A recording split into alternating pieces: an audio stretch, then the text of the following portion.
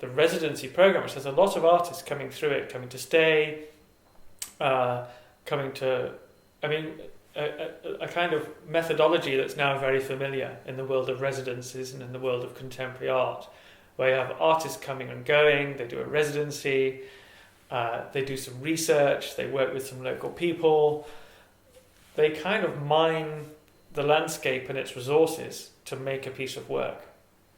And all along in that, the idea is that they become socially integrated and they work socially. The artists work socially. So you might get a project where there's people in the village performing, or they're helping to research, or they're helping to make the artist project, and that's seen as co-production. But ultimately, that product has its ultimate status and its ultimate value within the bubble of the art world. And what this means is that after years and years of doing residencies like this, you start to use up favours within the community. People get tired of, helping artists research, helping artists, having conversations, or making recordings, or providing a context, whatever that might be. And then they start to also ask, well, what's in it for us? Okay, we'll help you do this, we'll help you do that, but what do we get from it? And this is really when we started, I think, to look at how we might make this work better. And then there was kind of this flip, again, it might be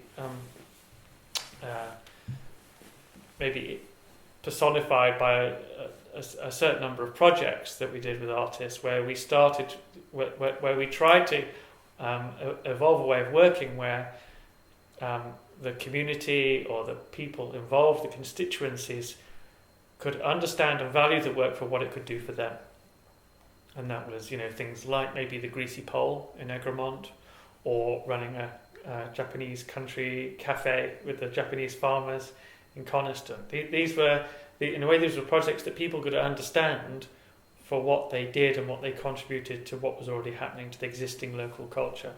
So that's when we started, in a way, this turnaround of, in a way, starting to ask how might artists be useful?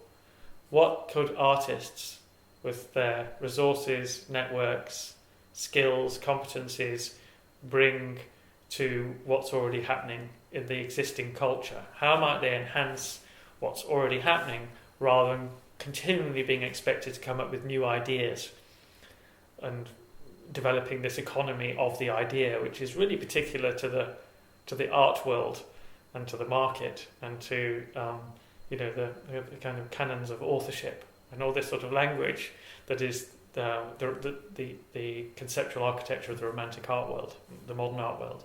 So if we're going to step beyond this, if we're going to find a language for art to work in a sort of post-urban society, what kind of language can we evolve? And it seemed to be that in this idea of use value, usership, etc., that we could kind of unlock a lot of these problems.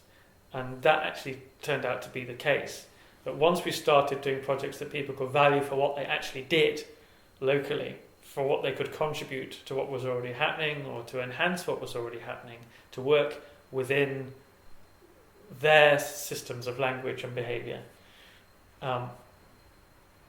this started to generate a very different idea of what Grizedale Arts was locally. So from in a matter of 3 years, maybe, we went from being like the weird art people on the hill who do these weird art projects with artists dressed up in costumes and whatever it is they get up to this idea of asking Grizedale if they could help with something locally. Could you help us build a new cricket pavilion? Could you help us with the Harvest Festival? Could you help us with the flower show? Could you help with the what we do with the Coniston Institute? So basically it goes from being a culture of the art world asking the society for opportunities to basically society offering opportunities for art to have a role within broad society itself.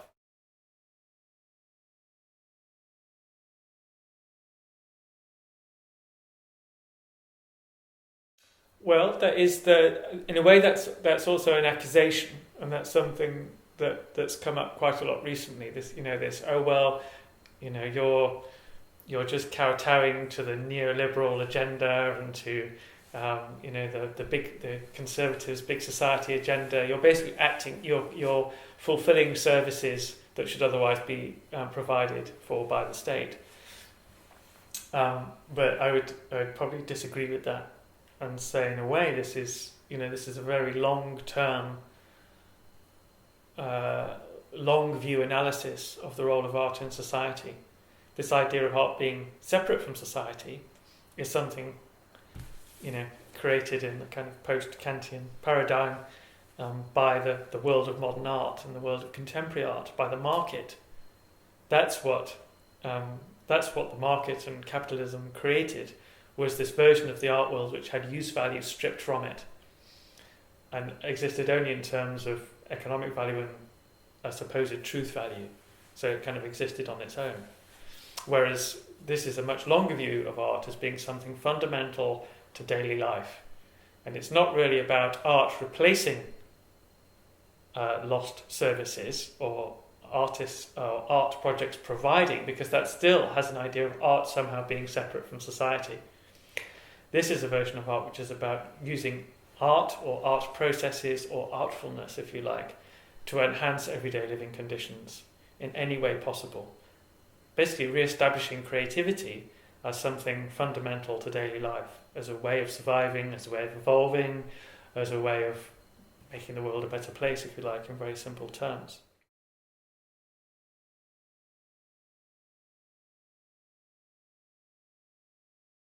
Similarly, like the Honest Shop is kind of been a good demonstration of all that as well. That in fact it's just a shop, you might say. But whereas you might previously have said, oh, it's just an art project, this is an art project, it doesn't work in the world. The Honest Shop has actually become something that works in the real world, that works within the dynamics of the local economy, to the point where it's seen as competition for local shops. So it's actually changing the way people think about retail, it's changing the way people think about the tourist offer, it's changing in a way, the communication mechanism of how the village represents itself.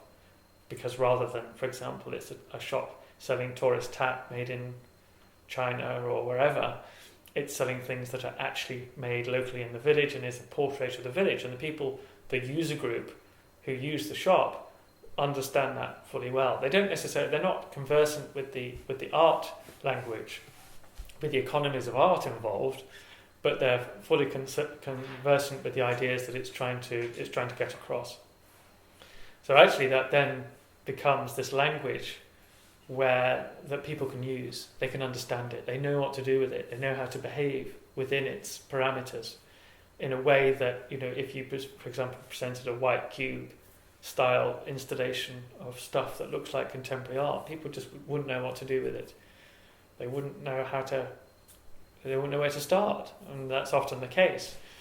And it's kind of interesting now. We're kind of doing a lot of work with museums, and you realise how unchanging that culture is.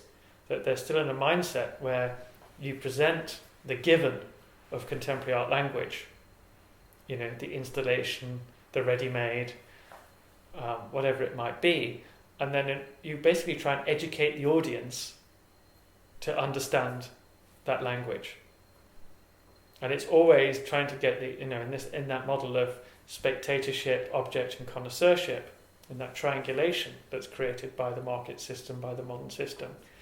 You always have to invite people in. You always have to try and get people from the world into the art world, from the ecology of the real world into the autonomy of the art space. And it's never worked out. It's never really admitted that that's the problem. And I think a lot of the stuff that we've been trying now is a way to escape that trap.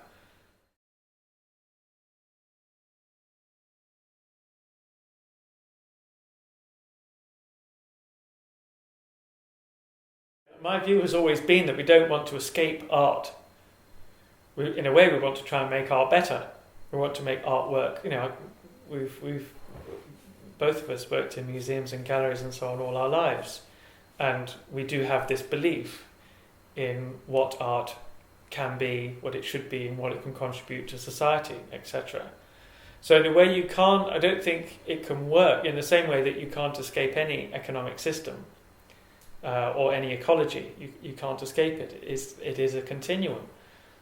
There's no, if you work in opposition and totally retreat from it and become something else, then you stand a very poor chance of having any effect on a larger scale, because you become a ghetto, you become a commune, you become, like a weird group of people on a farm on a hill in the Lake District who have this wacky set of ideas but has no relevance to broader society or to the story of art.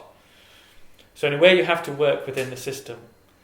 But also in the same way that, we're saying that art is you can no longer think of art as being autonomous. In the same way, we should think about the art world, about museums and galleries, not as being autonomous spaces, but part of the continuum, part of the ecology of the world. And we have to look at them like that. So, the museum, the gallery is equivalent with the doctor's surgery, with the town hall, with the school, with all these other facilities. I mean, the people who work in the art world, they all go to supermarkets and they all have, they have families and they go to school. They're part of the world. What we need to do is to make the art system, we need to make art work better for society as a whole, rather than dismiss it. So, in working in these projects, it's really a mechanism that we've evolved, I suppose, to take the ideas we've evolved here in Coniston and export them out to try and change the way art works as a system.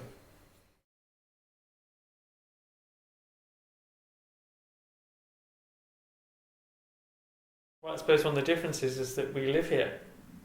We're doing it for us, ourselves. But it's not like we're doing it to the village, but we're not doing it for kind of necessarily just for our art careers. Yeah. We're doing it for a kind of a better way of living, you might say, and because we see problems and we want to help, and we in a very genuine way. But also, I'd say, rather than it being kind of utopian, it's, I don't know, like maybe sort of a pragmatic utopia, whereas we realise that things will fail and it will never be totally perfect. That's not the way the world works. It's more like, it's hard not to keep using the paradigm of an ecology.